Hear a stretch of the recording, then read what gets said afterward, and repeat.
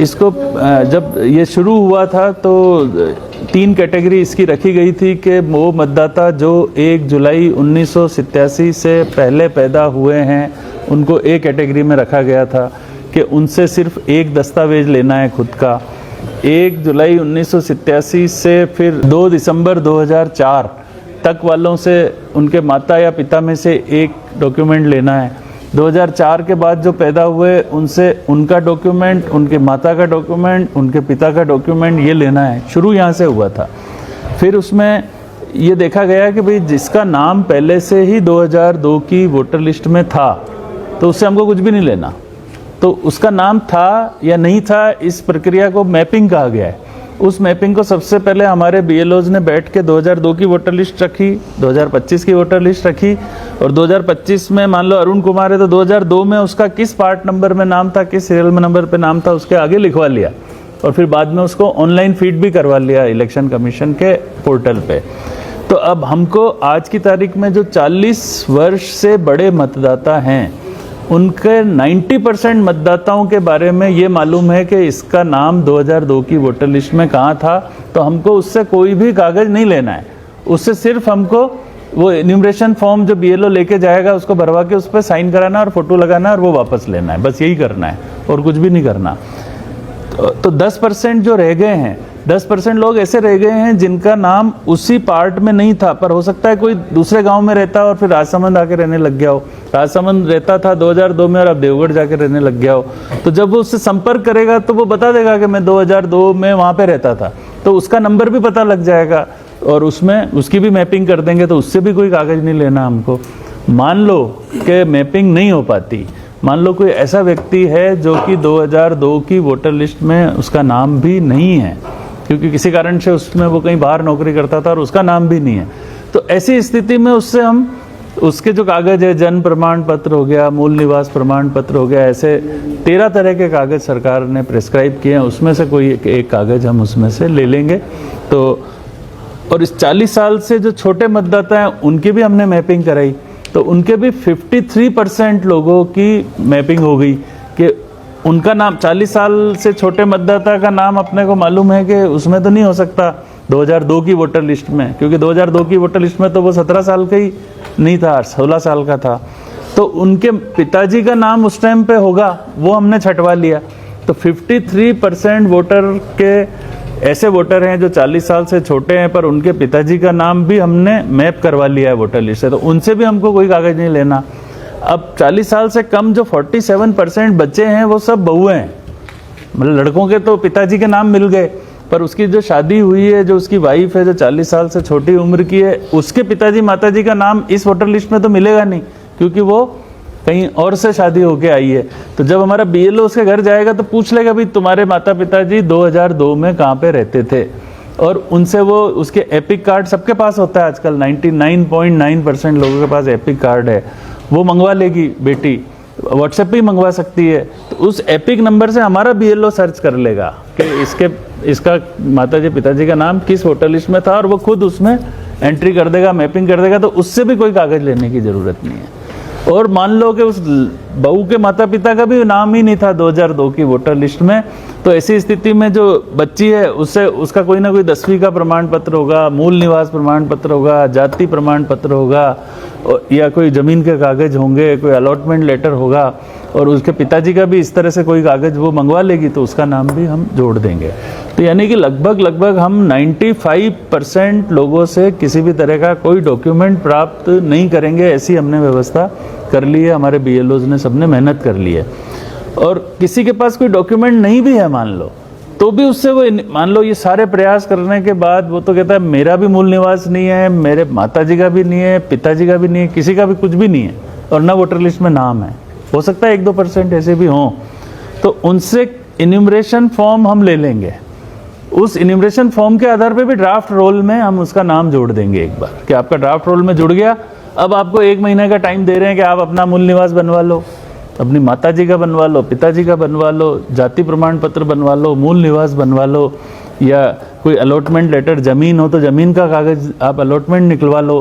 फिर उसको महीने भर का टाइम हमारा ईआरओ देगा, तो महीने भर में अगर नहीं भी है तो बनवा के ला के दे देगा।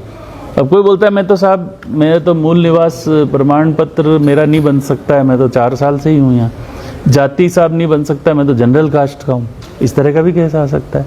तो सवर्ण का भी कास्ट सर्टिफिकेट बनता है आजकल तहसीलदार, तो हमने तहसीलदारों को निर्देशित कर दिया कि ऐसे लोग हैं तो छांट लो, उसका सवर्ण का बना दो, भाई ये अनारक्षित जाति का है, ये भी बन सकता है।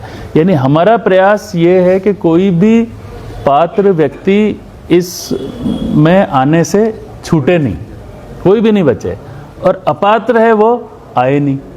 अपात्र ऐसे हो सकता है कि भाई कोई नेपाली यहाँ पे मेरे घर में सर्वेंट है, आजकल रखने लग गए सेठ लोग, पता है आप लोगों को, तो भाई वो तो नहीं आ सकता ना। और कोई बांग्लादेश की महिलाएं आज अपने राजसमंद में तो है या नहीं, पर मैं उदयपुर जानता हूँ, अजमेर जानता हूँ, कोटा रह के आया वहाँ जानता हूँ, हर घर में बांग्लादेश की महिलाएं नौकरी का काम कर रही हैं, दिल्ली में तो भरी पड़ी हैं, तो वो तो सिटीजन ही नहीं है। तो अपना जो सिटीजन होगा वही तो वोट दे सकता है। ये आर्टिकल 346 बोलता है अपने इंडियन कॉन्स्टिट्यूशन का कि भारत का नागरिक और जो 18 साल की उम्र पूरी कर चुका हो और जो पागल नहीं हो, बस 3 ही चीज़ है आर्टिकल 346 में कि जो ये 3 योग्यताएं रखता है वो प्रजातंत्र में वोट दे सकता है। आज भारत का नागरिक होने का कोई प्रमाण पत्र किसी के पास नहीं है, हमारे पास भी नहीं है कि भाई सिटीजनशिप सर्टिफिकेट अपन बनाते ही नहीं, क्योंकि अपन तो पैदाइशी भारत के नागरिक हैं। तो और ऐसे तो अपना उस सिद्ध किससे होता है कि हमने 10वीं पास यहाँ पे करी, हमने 12वीं पास करी, हमारे पिताजी का वोटर लिस्ट में नाम था, इसका मतलब हम भारत के नागरिक हैं, ये मान लिया जाता है। तो विदेशी नागरिक नहीं होना चाहिए इस वोटर लिस्ट में, सभी भारत देश के सभी योग्य नागरिक सब होने चाहिए, कोई कागज की वजह से नहीं छूटना चाहिए। तो हमारा प्रयास यही है। और मैपिंग के कार्य में हमारे यहाँ की जो टीम है, इलेक्शन की टीम है, उसने राजस्थान में सर्वश्रेष्ठ काम किया है आज की तारीख में, कि ओवरऑल 70% मतदाताओं की मैपिंग कर चुके हैं बिना मतदाता से संपर्क किए हुए। और अब जब हम मतदाताओं से संपर्क करेंगे तो जो बाकी बचे हुए 30% है, जिसमें ज़्यादातर घर की बहुएं हैं, उनकी भी मैपिंग हम जब ये 30 दिन का समय है इसमें कर देंगे। अगर कोई बहू आई है शादी होके तो वो अपने माता पिता का एपिक कार्ड मंगा के रखे, जब बीएलओ घर आए तो उसको वो एपिक कार्ड के नंबर दे दे, उससे बीएलओ उनका नाम वोटर लिस्ट में, वहाँ की वोटर लिस्ट में ढूंढ लेगा और मैपिंग कर देगा। और इन्यूमरेशन फॉर्म एक भरा जाएगा जिसपे, और सब अपनी अपनी एक फ़ोटो खिंचा के रखें, प्रत्येक मतदाता अपनी एक coloured photo, latest coloured photo वहाँ से करवा के रखे ताकि वो उस पर चिपका सके। और अगर कोई कहता है कि मैं तो ऑनलाइन भरना चाहता हूँ, तो इन्यूमरेशन फॉर्म, गणना प्रपत्र ऑनलाइन भी भरने का प्रावधान है। तो जब वो ऑनलाइन भरता है तो फिर उसको फ़ोटो भी उसकी वो उस कैमरे से ही खींच के, मोबाइल से खींच के अपलोड कर सकता है, उसको फ़ोटो खिंचवाने की भी ज़रूरत नहीं है। तो अगर जो विद्यार्थी हैं, जो सरकारी कर्मचारी हैं, जो पढ़े लिखे मतदाता हैं, जो मोबाइल का यूज़ करते हैं, इंटरनेट का यूज़ करते हैं, उन सभी से ये अपील है कि वो अपना गणना प्रपत्र ऑनलाइन ही भरे, जिससे उसको फ़ोटो खिंचाने का भी खर्चा नहीं करना पड़े और सारी सूचनाएं तुरंत रूप से उसमें आ जाए। तो ये जो कार्यक्रम है ये हमारी वोटर लिस्ट की हेल्थ सुधारने के लिए है कि इसमें कुछ नाम ऐसे हैं जिनकी मृत्यु हो गई पर वो नाम चले आ रहे हैं, तो फिर चुनाव के टाइम उसका कोई मिसयूज़ करता है, करने की संभावना रहती है, तो उनको हटाएं। जो परमानेंटली शिफ्ट हो गए यहाँ से, यहाँ रहते ही नहीं और दूसरी जगह जाके नाम जुड़ा लिया, तो उनके नाम नहीं होने चाहिए।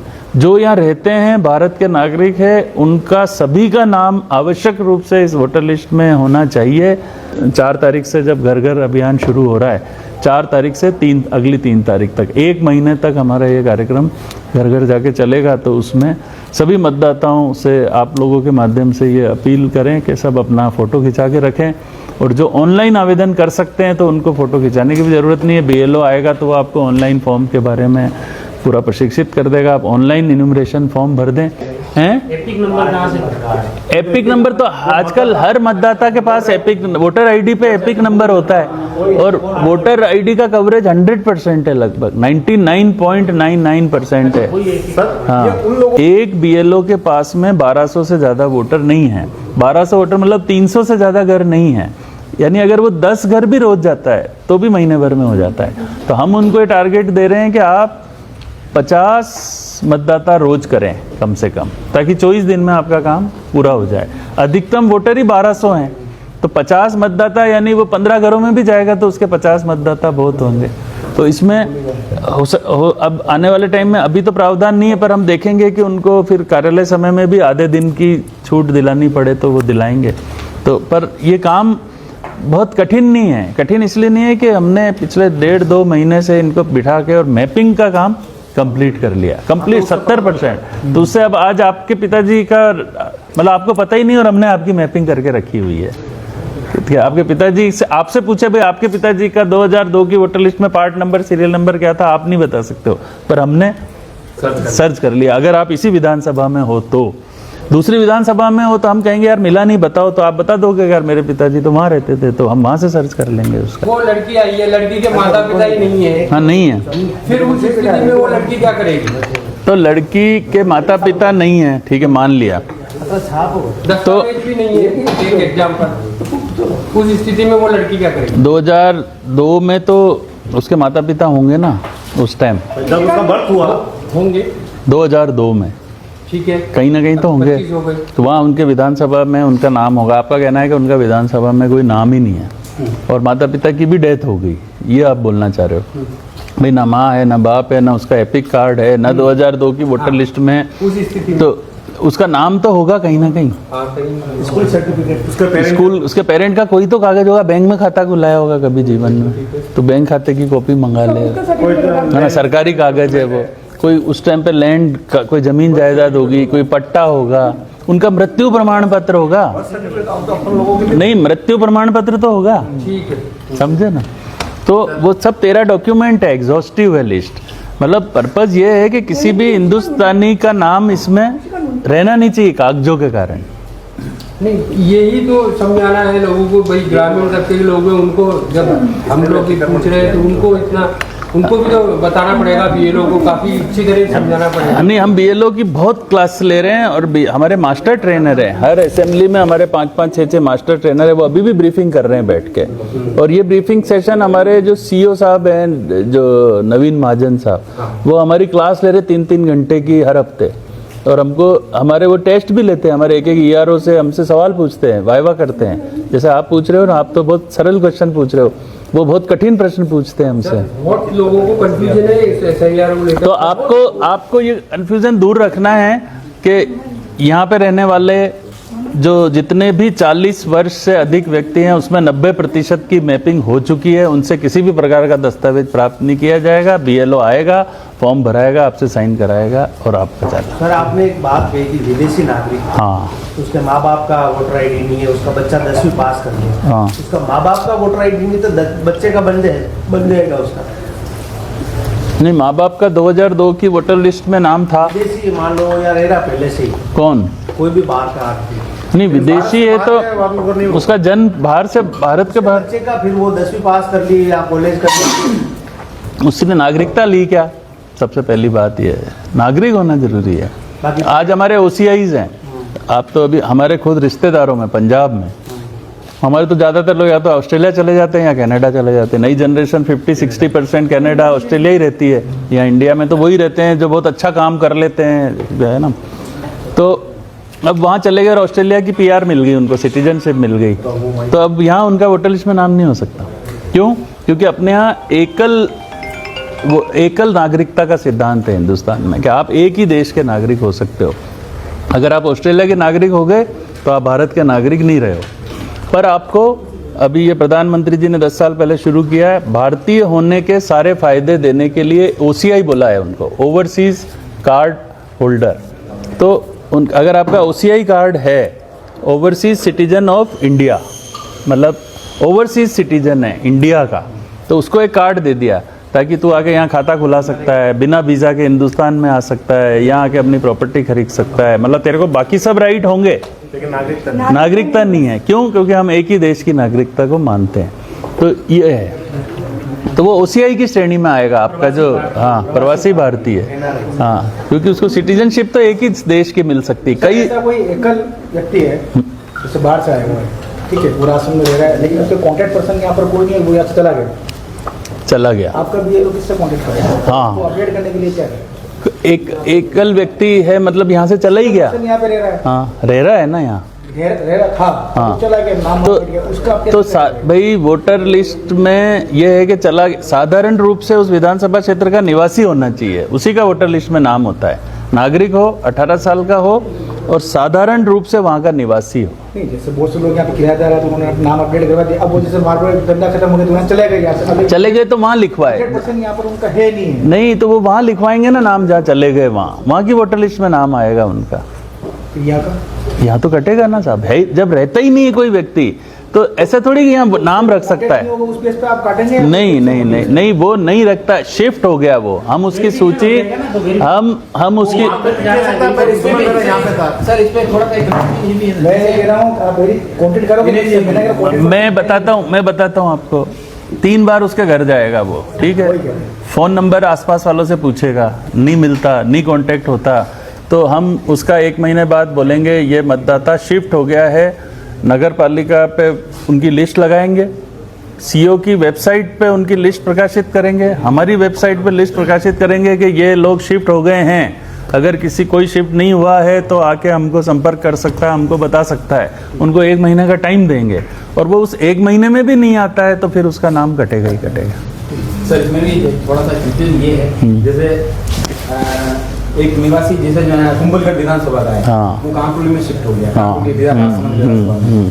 अब आपके जो बीएलओ वहाँ पे भी जाएंगे, राशन भी आएंगे, वो सब जगह घर घर सर्वे करेंगे। अब जैसे हेमंत दादी वहाँ से 4 बजे से यहाँ शिफ्ट हुआ है, हाँ। तो क्या वहाँ से नाम हट जाएगा, यहाँ हो जाएगा, क्या रहेगा? हर मतदाता को एक इन्यूमरेशन फॉर्म भरना जरूरी है और केवल एक ही फॉर्म भरना जरूरी है, वो 2 फॉर्म नहीं भर सकता क्योंकि उसके QR कोड है। अगर 2 भरेगा तो भी हम पकड़ लेंगे कि इसने 2 भरे हैं। 2 भरने पे 1 साल की सजा का प्रावधान है, जेल भी हो सकती है उसको। और हमारे सारी चीज़ें कंप्यूटराइज्ड है, QR कोड भी है उस BLO फॉर्म पे, जो हम फॉर्म भराएंगे ना उस पर QR कोड है उस वोटर का, उसको जब अपलोड करेंगे तो उसको हम QR कोड को स्कैन करेंगे, है ना। तो अगर किसी ने 2 भर दिए हैं तो वो जैसे ही दूसरे टाइम वहां से स्कैन होगा तो बोलेगा it already exist in Rajsamand.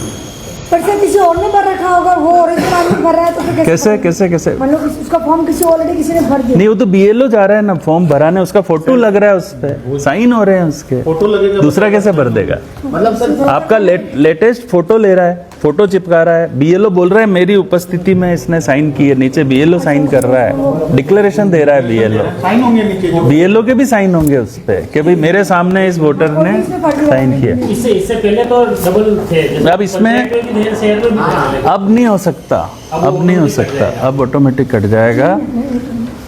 अब इसमें एक चीज है कि जैसे आपने पूछा नहीं है, किसी के बच्चे जैसे कोटा पढ़ रहे हैं कॉलेज में, कोटा तैयारी करने के हुए IIT में, ठीक है, इस महीने आ ही नहीं सकते साहब, तो उनके पास 2 ऑप्शन है कि बच्चों को बोल दो भाई तुम ऑनलाइन भर दो, एक तो ये ऑप्शन है। दूसरा ऑप्शन ये है कि वो कहते हैं कि नहीं ऑनलाइन हमारे व्यवस्था नहीं है। मान लो मजदूर है, गुजरात में गए हुए आइसक्रीम फैक्ट्री में काम कर रहे हैं, तो और बेटा गया हुआ है, तो उस बेटे का फॉर्म पिताजी से भी साइन करा सकते हैं, तो उसके पिताजी, माताजी, सगा भाई, सगी बहन, उससे भी साइन करा सकते हैं। और कोई आदमी फॉरेन रह रहा, नौकरी कर रहा, उसका क्या होगा? फॉरेन रह रहा है और इंडियन सिटीजनशिप उसके पास अगर है तो पहली चीज तो यह है कि उसको साधारण रूप से यहाँ का निवासी होना चाहिए। यहाँ का निवासी नौकरी के लिए गया बाहर, कितने टाइम के लिए? 2 साल के लिए जाते हैं, जाते हैं तो 2 साल के लिए जाती वो NRI की कैटेगरी में आ जाता है। अगर 1 साल में 180 दिन से ज़्यादा आप विदेश में रहते हो तो आप NRI की कैटेगरी में आते हो, नॉन रेजिडेंट इंडियन। रहते हैं 2 साल के लिए। तो ज्यादा ही है, कुंभलगढ़ के अरे बॉम्बे तक एडजस्ट करो, अपने देश वाला मत वो ऑनलाइन भर सकता है वहाँ से, उसके माताजी, पिताजी, पत्नी, बेटा कोई तो होगा यहाँ। अकेले जाते हैं वो तो फैमिली मेंबर भर सकता है, हम मान रहे हैं एक बार उसको। और ऐड करना चाहूँगा, उसमें जो न्यूमरेशन फॉर्म है उसमें फैमिली मेंबर में भी कोई भर सकता है। मान लीजिए कि 2 भाई हैं, ठीक है, उसमें कोई एक भाई बाहर रहता है, ठीक है, लेकिन उसके घर पे दूसरा भाई है तो वो भी भर सकता है, उसमें कोई मनाही नहीं है। लेकिन सगा भाई, सगा बेटा, पत्नी, ये भर सकते हैं। बीएलओ के लिए क्या कोई ड्रेस कोड या कोई कार्ड वार्ड कोई देने? BLO को आइडेंटिटी कार्ड देंगे, BLO के पास आइडेंटिटी कार्ड रहेगा, वो आएगा आपको बताएगा। BLO की सभी BLO के नाम, उनके मोबाइल नंबर, वो सब हमने हमारी DO की वेबसाइट पे भी है, आज आप जानना चाहोगे कुंभलगढ़ में कौन कौन BLO है, उनका नाम है, और कौन से पार्ट में कौन BLO है वो भी आप देख सकते हो। ऑनलाइन प्लस ऑनलाइन उसका आइडेंटिटी कार्ड भी होगा, उस पर सब उसका नाम वगैरह लिखा होगा, उसके पास में घर घर जाएगा, बैग होगा, घर घर इन्यूमरेशन फॉर्म प्रिंटेड होंगे। BLO के अलावा किसी के पास हो ही नहीं सकते। आपका इन्यूमरेशन फॉर्म आपके BLO को ही दे रहे हैं हम, और किसी को दे ही नहीं रहे। तो वो ऑलरेडी प्रिंटेड है। हाँ, उसमें आपका नाम, आपका पार्ट नंबर, सीरियल नंबर, पिताजी का नाम, पुराना फोटो, सब कुछ प्रिंट है। जो मतदाता आपके घर का एड्रेस सब प्रिंट है उसमें ऑलरेडी। वो BLO लेके ही आएगा। आपसे तो पूछेगा बताओ भाई मोबाइल नंबर आपके ये वो, और आपके पिताजी की या आपकी, अगर आपका नाम 2002 में तो पहले ही मैपिंग कर चुका है, वो आपको बताएगा कि आपका 2002 में नाम है और ये डिटेल भर दे। केवल 10% है, तो वो आपसे मान लो कहीं से शिफ्ट होके आए हैं तो वो उस टाइम पे खोज लेगा। तो ये व्यवस्था है, इसमें बिल्कुल फुल प्रूफ व्यवस्था है। किसी का नाम काटने के उद्देश्य से नहीं है, ये सबका नाम जोड़ने के उद्देश्य से है। आने वाले समय में जिसका वोटर लिस्ट में नाम है, ये उस दिशा में प्रयास है कि जिसका वोटर लिस्ट में नाम है वो उसकी सिटीजनशिप का प्रमाण हो जाएगा, वो नागरिक है। मतलब नागरिक ही वोट दें, और जो वोटर लिस्ट में हैं वो नागरिक हैं। ये दोनों चीज़ों में संबंध स्थापित हो जाएगा आने वाले टाइम में। ये 40 साल से बड़े जो मतदाता हैं उसमें 87.52%, यानी ये ऑलरेडी अपडेट है, उनसे कोई कागज नहीं लेना, हमको मालूम है उनका नाम 2002 में कहाँ था। और 53.86 यानी लगभग 54% जो 40 साल से छोटे हैं, तो वो 53 हैं। उसका कारण क्या है कि बाकी 46 कौन है? उनकी पत्नियां हैं जो बाहर से आई हैं। ज़्यादातर पत्नियां तो दूसरे पार्ट से ही आती है, मतलब बहुत कम ऐसा होता है कि उसी मोहल्ले में ही शादी हो जाए, ऐसा तो बहुत कम होता है। या उसी गांव, मतलब बहुत उसी गांव में ही हो जाए, ये भी कम होता है। ज़्यादा गांव ग्रामीण क्षेत्रों में तो ज़्यादातर बारातें बाहर से ही आती है। गाँव के गाँव में तो शादी करते नहीं, वो रोज़ देखते हैं उसको जाते आते। तो गाँव के गाँव वाले तो भाई बहन हो जाते हैं, तो शादी नहीं होती गाँव के गाँव में। तो हाँ, कि राजसमंद पहले स्थान पर आया आपकी मीटिंग हाँ, हाँ। इसके लिए आपने ऐसी कौन सी कार्य योजना पर काम किया जिसके चलते? इसमें जो राजसमंद पहली स्थान पे आया, उसमें हमारे जो ये ADM साहब और इनकी टीम लगी हुई है, इनका ज़्यादा वो है कि हमने BLOs के हम साथ बैठे, मैं खुद बैठा, ADM साहब बैठे, और हमने 2002 की वोटर लिस्ट रखी, 25 की वोटर लिस्ट रखी सामने, और हमने मैपिंग करके बताई उनको कि ये देख ऐसे मैपिंग करते हैं, इसका नाम यहाँ है, यहाँ ये लिख, ये प्रक्रिया हमारी लगभग 2.5 महीने से चल रही है। तो उसको हमने पहले तो ये, जब ऑनलाइन का प्रोसीजर नहीं था और नहीं कोई प्रावधान था, जब बिहार का काम चल रहा था, तब हमने ये काम करा लिया, वोटर लिस्ट पे लिखवा लिया। तो अब जब ऐप में ये प्रोविज़न हुआ तो उसने खटाखट उसको निकाला और उसने वहाँ तो लिख ही रखा था, उसकी मैपिंग कर दी।